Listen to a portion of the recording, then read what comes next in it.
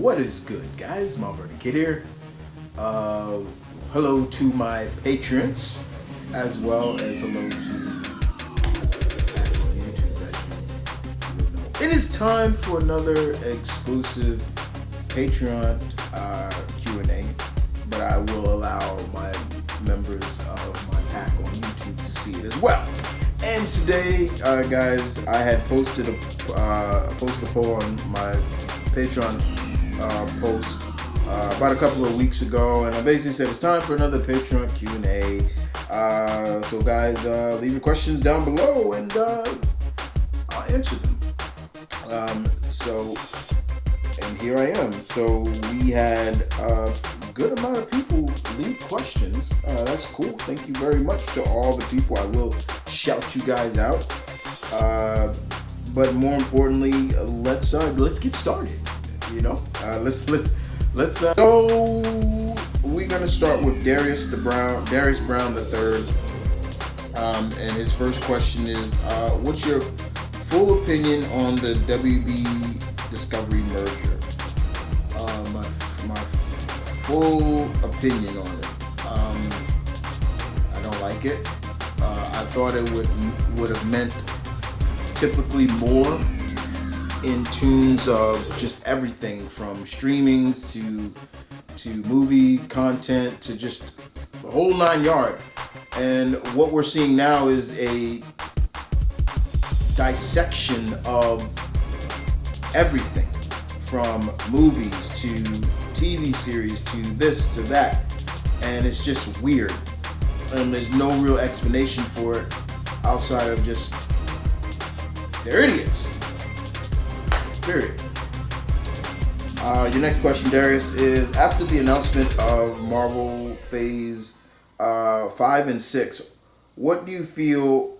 What do you feel are some of the other slots in Phase 6? You mean who do I feel is okay? Who do I feel are some of the slots in Phase 6? Okay. Who do I feel?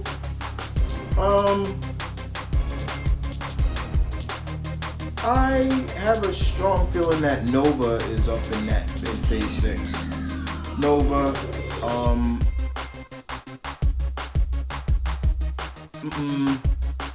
Nova for sure. Nova, I maybe X-Men. I'm not sure. They might not do X-Men Phase 6, but yeah, I am sure. I still feel X-Men ain't gonna be done until after Secret Wars, but I think Nova definitely will be up in there. I could be wrong, but yeah, it could be Nova for sure. I think one of the slots is Nova. So thank you, Darius.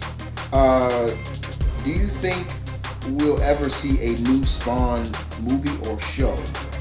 Last I checked, the Spawn project that's with Jamie Foxx and Jeremy Renner is going to be Twitch and all that stuff. You know, it's still a go. It hasn't been canceled, but you know it's Todd McFarlane. You know, you don't know what he's doing, but I haven't heard anything that said, oh, the Spawn project is done. Because from what I remember reading is that Spawn is not the main character. He's more of a background character, and I'm just like, huh? Like, wait, what? Why is Spawn a background character? It's his movie. Who knows? So thank you, JR, for that question. Lorenzo Small, you're killing me, Smalls. What's good? Are you gonna check out Halloween Ends? I am jaded on if I will. I probably will, because I sat through Kills, and I guess I'll do Ends. Is what it is. The next question: how do you feel about Valiant Entertainment letting go of many employees? This is scary. This is scary that Valiant looks like Valiant may go under, take a dive again. This is what happened to them back in the 90s, and I hate to see that. Valiant has been their resurgence was really really shown with a lot of applause, and you saw a lot of the Valiant universe has always been about diversity, and it's always been about unique characters, and always been about good storytelling. And I would hate to see we don't see any more Valiant stuff because of management. Damian Reed, if it didn't get canceled, would you have watched the Batgirl movie? Yeah, I probably would have watched it. You know, like I said before, mainly to support Brendan Fraser. Definitely would have watched it because, you know, I love Brendan Fraser, and I'm so happy for his resurgence back into the spotlight, and you know, he's making a real big stride. I mean, just recently I read his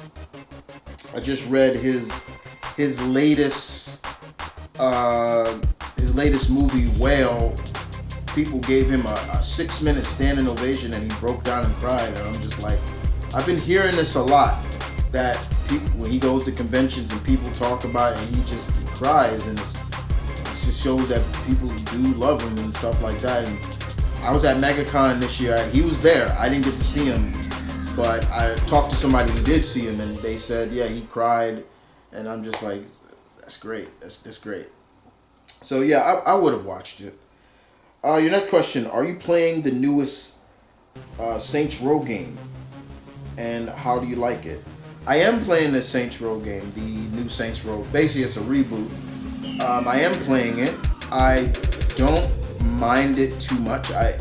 It has a interesting feel to it because this time around they're not a legitimate gang.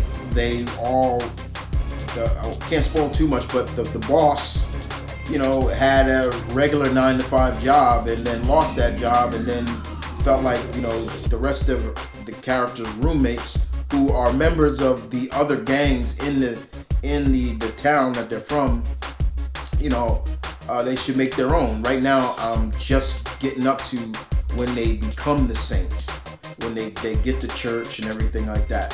But I like it so far.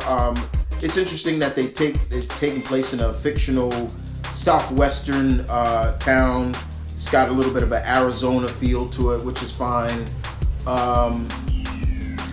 You know, my boss, I made a female because I was when I was thinking about it, I was like, you know, do I want to make it a male or do I want to make her a female? And I made her a female. I made the boss a female in my campaign, and I was thinking about a person that I follow on Twitter called Mia Motivation. And she's this beautiful woman who's into fitness, and she's got a really cool cut, like, which I love. I love that, you know, half shaved look, and the hair comes. I love that on women. It's really nice. And and I remember seeing her. She used to run with WWE for a while. She was on there, and just fell for her. I was like, okay, I'm gonna follow her. I like everything she does, the motivation and stuff like that. So I kind of modeled my boss after that person. But yeah, I like it so far. It's fun. It's, you know, I love the jumping off roofs and using the flight suit, the wingsuit to glide around the city and stuff. I like that. The music is really good. I like the music, and I'm not just talking about the copyrighted music, but just the music that's in the game. The composing music is great. So yeah, Damien, I do. If you are a fan of the Saints Row franchise, I do recommend it. You know, keep it going. You know, but you know, bottom line, there was nothing more they could do with the original core characters. You know, there was nothing more they could do with that. I wonder if that Saints Row movie is still coming out. Next up, Solomon the Hooded. What is good, Solomon? How do you feel about all the negativity about the She-Hulk show? I hate it. I really hate it. And the more I see it, the more it pisses me off. The more I see it, Solomon, the more I get pissed. It's like, for all these people out here who are crying and bitching, excuse my language, about, like, the latest thing they did. She was with Megan Thee Stallion, and she was twerking. Oh my God, she twerked. Grow the like, give me a fucking break. Oh my God, this is too feminist. It's like, wait, what?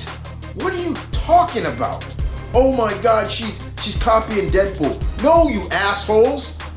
Deadpool's copying her. Because before Deadpool's even a thought, She-Hulk was doing that before breaking the fourth wall. Number 2, I don't like this fact.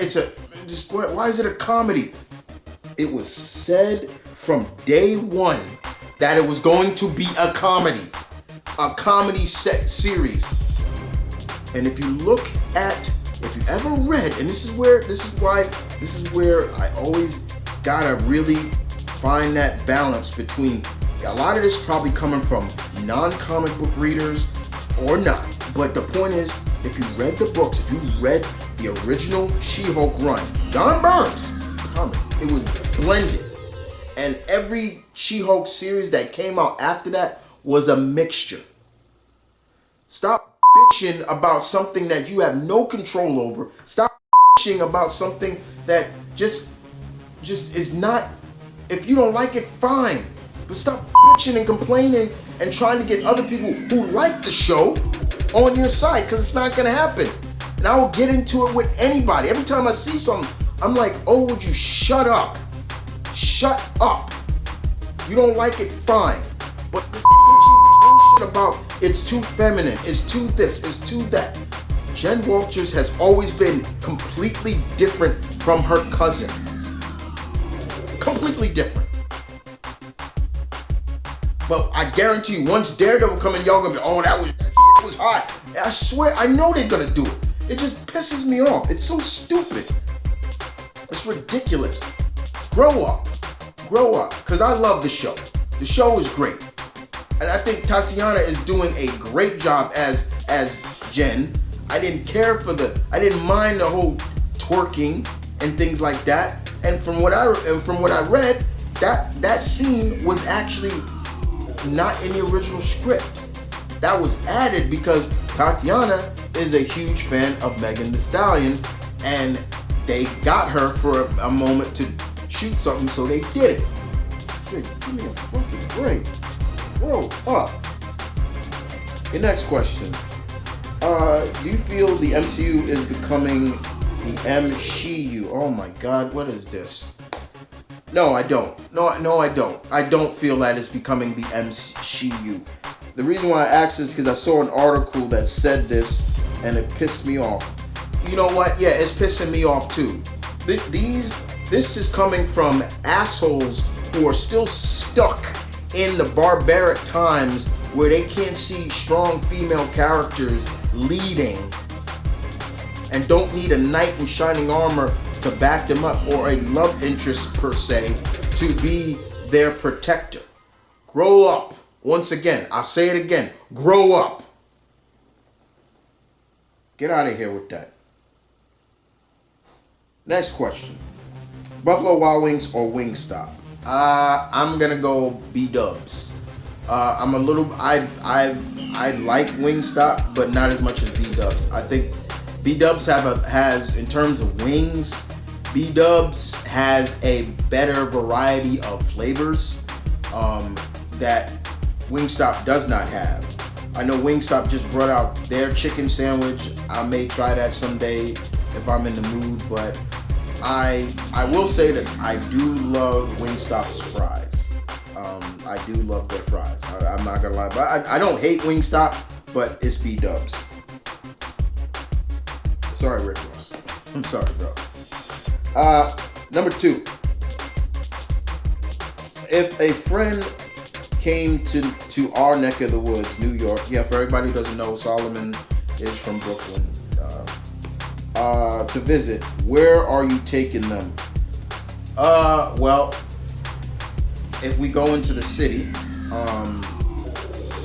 where I would take them is if you want to go to get some comics, I'm taking them to one of the 3 locations of Midtown Comics. The one that I go to is the original, the big one that is in Times Square. So I will take them there. I'll take them to Times Square. If it depends on who the friends are, because if it's a friend that's black, I'll say this. Let's do it. If it's a friend of color, and they be like, "Yo, I want to go up to where Luke Cage is from," I was like, "Okay, you want to go to Harlem? We're gonna go to Harlem. We're going uptown." I'll take them to Sulia's, which that's nice. I'll take them to see the Apollo Theater, the world famous Apollo Theater. A lot of great talent in entertainment got their start at the Apollo. But if we're going downtown into the city, Madison Square Garden, got to show them the world's famous arena. In terms of, Rockefeller Center, I remember taking a friend of mine, she's from Vegas, and she came out to New York because she was doing something for her job, and they were and she met her. She was like, "Hey, you want to meet up?" And I was like, "Yeah." And it was great. I took her to Times Square. We walked around Times Square. She said she wanted to go to Rockefeller Center. I was like, "Okay, I'll take you to Rockefeller Center." She got to see the big Christmas tree.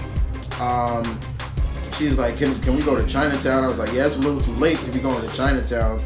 And Chinatown at night gets a little bit like, not hectic, but it just gets a little bit like they don't want you around too much at times. But more importantly, in terms of food, there's so many places food-wise, but the one place I'm taking you come to New York and you hook up with me, I'm taking you to Katz Deli. We getting pastrami sandwiches, and when I tell you Katz is worth all the money. Yeah, it's a little hemp, but it's worth it. When I tell you these pastrami sandwiches are humongous, they're humongous. Now they just don't have pastrami. But the one thing, everything is fresh. They let you taste it so you give you a taste test. People come there. It is always lines out the door. Malcolm, my brother and I, we try to go there as much as we can. I remember we took our father there for Father's Day one time. That was fun. Katz is a great place. It's on the Lower East Side. It's as old as, it's almost just as old as Grand Central Station. I would take you to Grand Central Station too, the famous Grand Central Station. Of course, you would do Central Park, the Freedom Plaza, Chrysler Building, all that stuff is great. You want to see that. Whenever I go into the city, you'd be surprised. I'm not surprised at the tourism that is in the city. I'm not. I'm not surprised. They get tourists nonstop. And I can't tell you how many times I've been stopped and say, "Oh, can you tell me where the Empire State Building is, or which way should I go?" or things like that. It's always fun. I love doing that. If you're a baseball fan, yeah, we'll go up into the Bronx. I'll take you to Yankee Stadium. There you go. If you're a Yankee fan like me, then I'm not taking you anywhere. If you are a Giants or Jets fans, well, unfortunately, for everybody who doesn't know, and if you don't, then this is weird, but the Giants and Jets, Giant Stadium is not even in New York, it's in New Jersey. And it's always funny that they're still considered New York when one of these teams should be turned to New Jersey. New Jersey should get a football team, and I think New Jersey Jets just rolls off the tongue better than New Jersey Giants. Just saying. So yeah, those are places that I would take a friend if they came to our neck of the woods, Solomon. And even Brooklyn has some great places too. There's a couple of places I could think of. But thank you, Solomon, for the questions. Last questions come from Comic Freak X. What's the craziest thing that ever happened to you? I nearly died. That's considered crazy. I was about 9 or 8. My mother and I were in a bad accident. We were on the freeway and this guy was zooming and he sideswiped us. Boom, he hit the back of the car and we went into a spin. Kind of like the stuff you see with the police chases, they try to sideswipe you. Yeah, that happened, and it was so bad that I ended up underneath the dashboard. Even though I had my seatbelt on, yeah, I slipped out of it. That's how the velocity we were spinning. Scared the living hell out of me, to the point where since then, I have had a humongous fear of driving. I get behind the wheel and that incident creeps back and I start hyperventilating and I am no good to anybody. I don't drive, guys, and I might not ever overcome that fear of driving. It scared the living hell out of me. That was the craziest thing that ever happened to me. I remember my mom just literally holding me and just saying, "Baby, you okay?" And I'm like, I was scared. I was legitimately scared. Like I said, it was young. I was young, but it happened. It definitely happened, and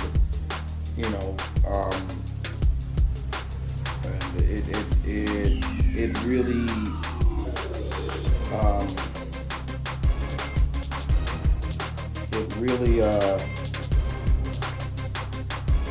it really scared me. Like I said, I was 9. That was 1991. So 1991. Yeah, my brother Malcolm wasn't even born yet. But yeah, it scared the living hell out of me to feel that velocity and feel the velocity of spinning until we fell into a ditch. It scared the hell out of me. It scared us. Scared me so badly that I still had that fear for the next couple of years. I don't know if it's still there now because I haven't been behind the wheel in a long time, but I think it's still there. It's serious. It's not. This is serious time. It scared me very much, and yeah, it's something I don't talk about too much. I brought it up a couple of times, but I don't like bringing it up because we could have seriously died. My mom, could have been seriously hurt, and she was wearing a seatbelt. I was wearing mine, but because I was so small, and even though she had tightened it, I slipped right out because the velocity was so fast. I slipped right out. I was tucked like a little egg tucked into the underneath the passenger seat dashboard. It was crazy. Let's see. Next up, do you hate reboots? No, I don't hate reboots. Excuse me. No, I don't hate reboots. I can understand why some of them are made. But I don't mind reboots to a degree. Like for me, like I look at Halloween 2018 or Halloween 40 years later or whatever. That was a good because it took a different angle into the story, which I liked. There have been some reboots that I really enjoyed, but there have been some reboots I didn't care for, But I don't hate it. I don't really hate it. I can understand why studios make them, remake, do it. But I don't hate them. If not, what would you reboot? Or reboot or remake. I would make movies if I was gonna reboot anything. I would reboot movies that don't get enough press or don't a lot of people talk about. For example, I saw an image of the movie that I really enjoyed, Class of 1999. I love that movie. That was a cool ass movie, and I don't see a lot of people talking about that movie. I really don't.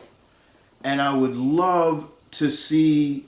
That would be a good remake, reboot or remake, because it's been so long since that movie came out.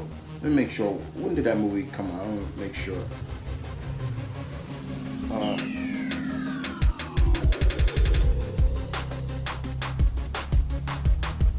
that came out.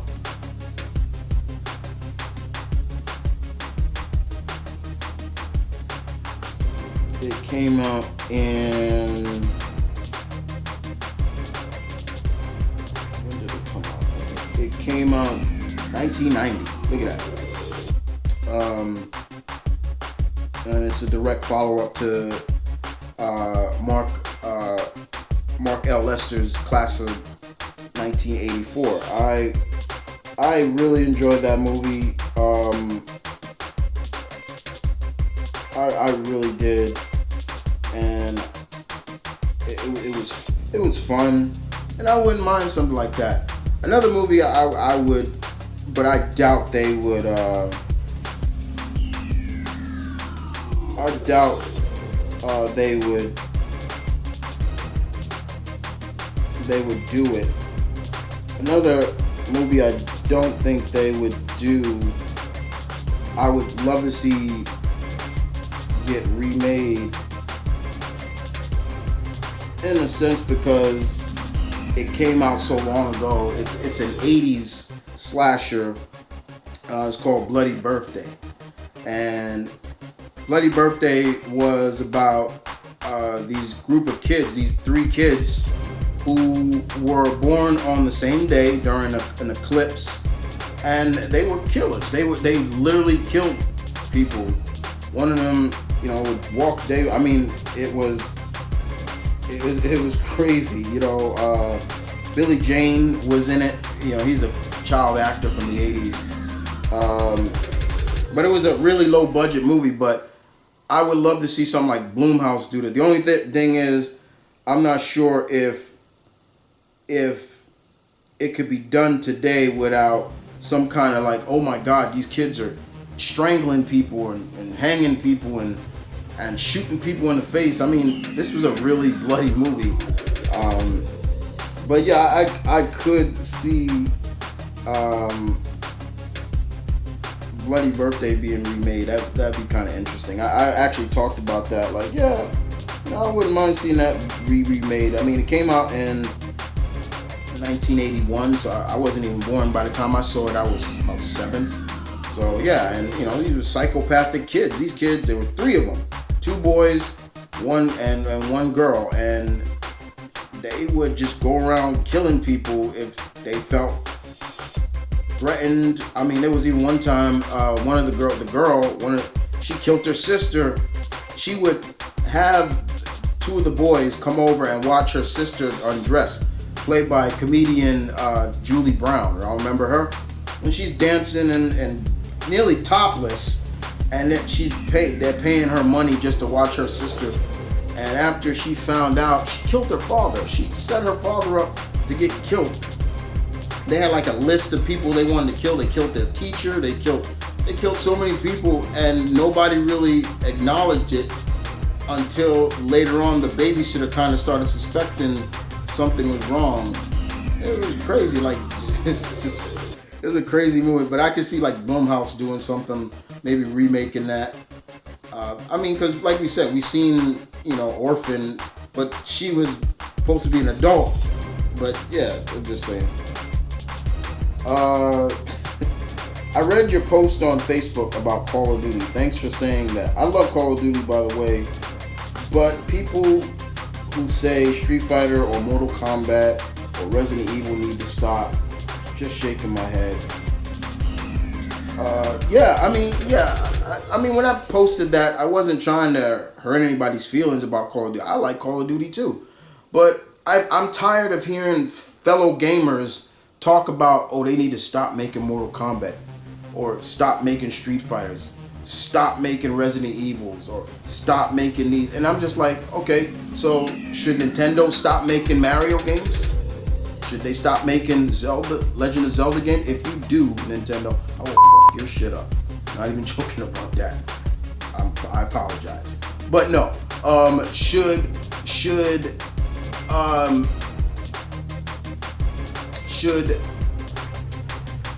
they stop making, it's just, should they stop making GTA games? No, they're franchises. And but at the end of the day, they make money. You know, it was cool to see Ubisoft take a break from constantly making an Assassin's Creed game. They took a break, came back with Origins. Origins was well received. Great. They did another one, well received. They took a break from it. That's fine. But don't sit there and say, oh, they need to stop. When this latest Call of Duty that's coming out, Modern Warfare 2, which is basically a reboot, this is going to be the 20th game in the franchise. I don't hear you guys talking shit about that. That's what I said. I was like, I don't hear y'all talking crap about that. They're franchises. They make... So what? Just saying, it's ridiculous. And last question, Chris. What movie should never be remade? Back to the Future. That's right off the bat. Back to the Future should never be remade. I don't care what anybody says.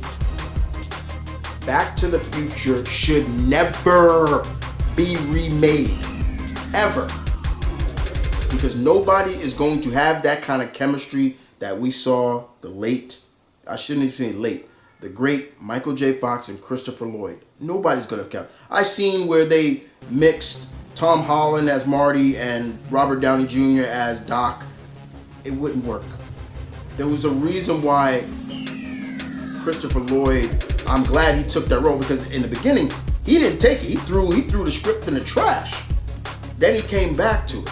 And I'm glad he took it. The zaniness of Doc Brown. He's smart, but he's kind of zany. He's got just the way his mannerism was. It was cool. I loved it. And Bob Gale, the original writer, and Robert Zemeckis have said straight up, over our dead bodies. And as far as I'm concerned, when they pass from this plane and head off into heaven and whatever, they should have it in writing. Back to the Future is never to be remade. Ever. That is one movie. Right off the rip. Never be remade. You wanna watch it? Go watch it. Because every time I hear someone say, I've never watched Back to the Future, I look at them almost with a state of impulse of like, I want to scream at them, but at the point I want to be humble, and I'm like, you need to sit down and watch it. Okay? I see all these people on YouTube doing these first time watching of Back to the Future, and I love it. But like I said, I've always questioned these first time viewings. I'm always like, is this real? This is the first time they are seeing this movie? This is a pop culture iconic movie. Surely you've seen it. I always kind of question it a little bit. But yeah, I'm like that. I'm kind of like that when I see people who wear like shirts of bands or artists, and I say, hey, like I see people wear Metallica shirts, and I'm like, what's your favorite Metallica song? And they look at me, oh, I just wear the shirt. That's just, I start going like that, like don't wear. I know it's funny. It's kind of funny to say that, but to me, I have a little niche when it comes to wearing a palea that if you are, for example,